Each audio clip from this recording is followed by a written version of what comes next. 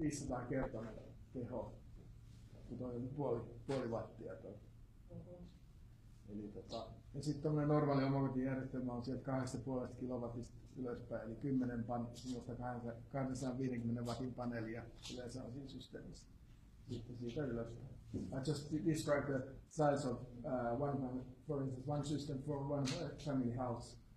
2.5 kilowatts or 3 kilowatts. So when it goes to the house, you need more power, you need more energy. That's why you need more watts of power.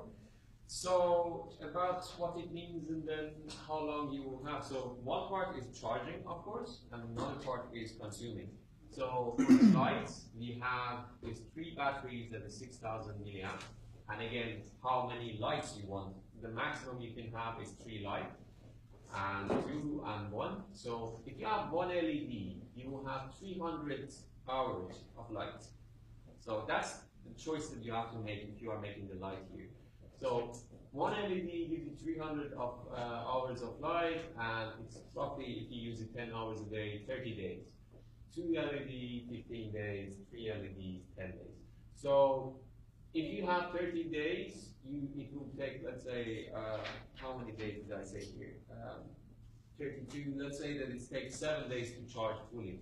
So 30 days of light, 7 days of charge. So you will never run out of light. It will always be there for you. The thing that you see there, it will be always on for you. If you get 2, then the margin becomes smaller, and if you get 3, it's 10 days. So you have to have a sunlight to have the charge. So it's your choice when you are making the when you are making the light, if you are making the light. Then we have the charger. We have this little thing here, the USB that you're gonna put on the charger. What it does, it's the regulator, DC to DC regulator, you might know. And then what it does, it got the input of 5 to 18 volts, and it regulates it for you 5 volts, so that your cell phone doesn't burn. So it's the same as the USB that you see on your charger that you put into the socket. So that's what it does, and then you're going to diode that make sure that the current doesn't go from your phone to the solar panel. It always goes from the solar panel to the phone, the charger.